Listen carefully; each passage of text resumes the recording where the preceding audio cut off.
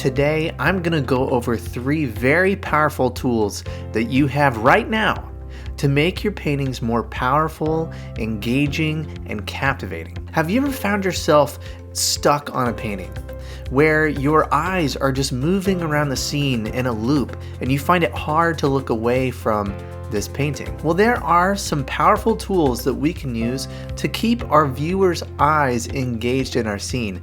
And when we can do this, we make our paintings stronger, more compelling, and more captivating.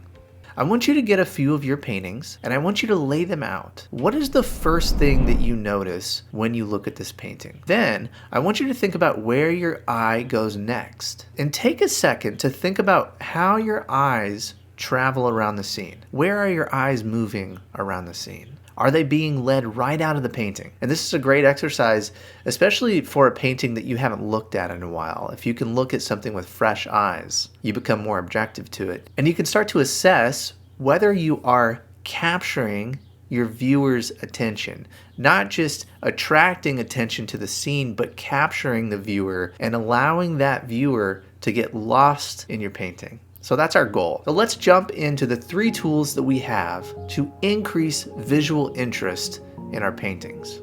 Number 1, simplify the edges of your painting. Some of the things that we can use to attract attention in our painting is contrast, saturation, and edge. And we want to use those tools in the most important key areas of our painting. And that is going to be the focal areas of our scene.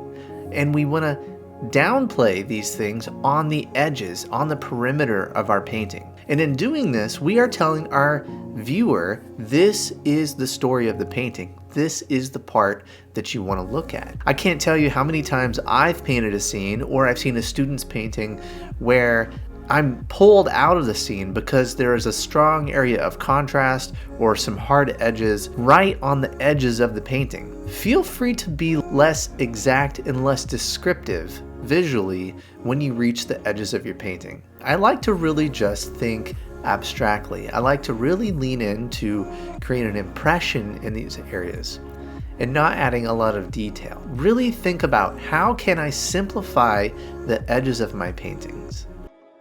Number 2, create visual tunnels.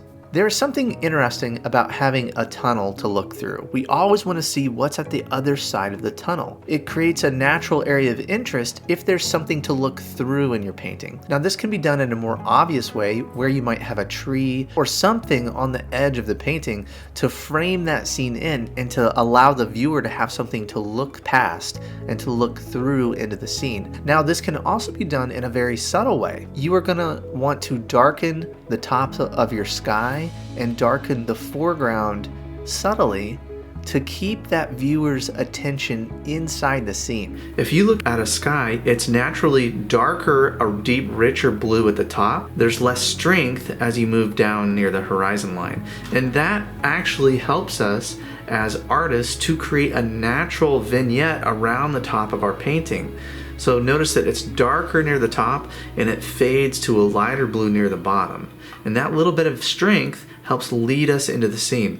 Now, I also darkened up the foreground to help lead us into the scene. So darker in the foreground, darker at the top of your painting to create that natural vignette around your scene. Number 3 is probably the most important tip that I'm going to offer here today, and that is to create a visual path around the scene.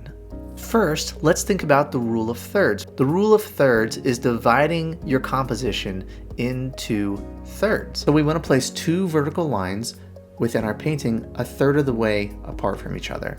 And then we want to split our painting into 3 equal sections horizontally by placing 2 horizontal lines over our scene. And you can even lightly draw these lines on your paper when you're creating your composition. That can be very helpful. And so where these lines intersect is where you want to put the most interest in your scene. If you don't know anything else about composition, use this rule and it will automatically help clarify things for you. Now we want to think about creating a path, creating visual lead-ins to lead our eye around these thirds of the painting. My eye naturally goes right up the mast of this boat.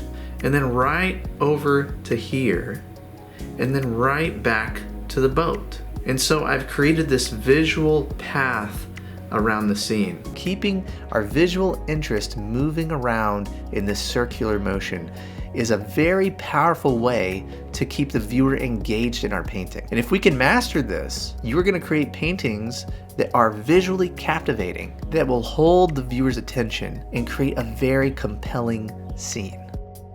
If you are looking to take the next step in your painting, I have a free video lesson for you, the 7 Secrets of Fresh and Powerful Painting. Now in this video lesson, I talk about how to plan your painting, how to mindfully paint your scene, and most importantly, how to put down the brush before you overwork your painting. Now, when you sign up for this video lesson, I also send you a pre-painting checklist. Now, this is something that you can hang on to and look at before each one of your paintings. And it's going to ensure that you're thinking through the right things and that you're on track when you start your painting. Now, in addition to that, I include my watercolor supplies guide. So if you have questions about my brushes, pigments, paper, things that I use, then check out my watercolor supplies guide. All you have to do is follow this link right here to get to the 7 secrets of fresh and powerful painting. I'll see you there.